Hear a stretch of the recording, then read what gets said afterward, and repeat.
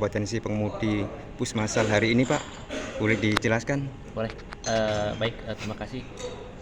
Perkenalkan saya Wildan, saya selaku Direktur dari PT KJ Berindo yang saat ini berkesempatan untuk menjadi pelatih, tim pelatih dari pengemudi TMPJ.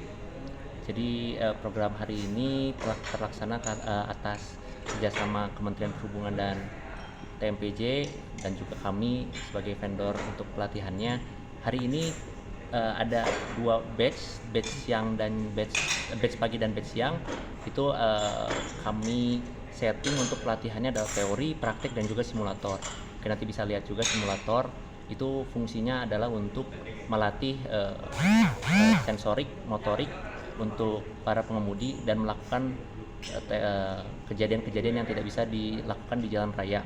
Contohnya ban pecah, orang tiba-tiba menyeberang, nanti kita contohkan cara mengantisipasi, maupun adapun teori itu adalah untuk menambah wawasan bagi para pengemudi. Tidak hanya itu, kami juga memfokuskan kepada service excellence agar para pengemudi TMPJ senantiasa bisa memberikan pelayanan prima untuk masyarakat di Kota Palembang. Pesertanya dari mana, Pak? Pesertanya itu dari PT TMPJ, itu ada dari pengemudi Transmusi ya. Ya.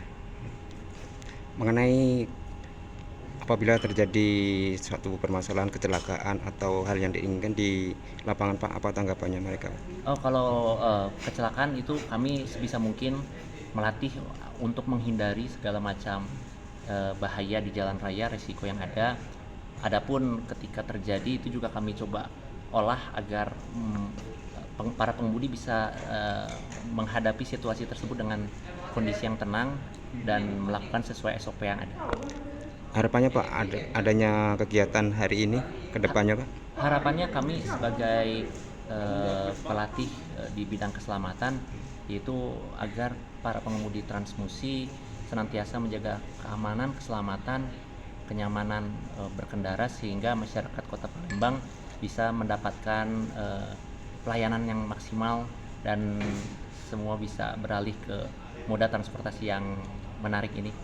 Gitu.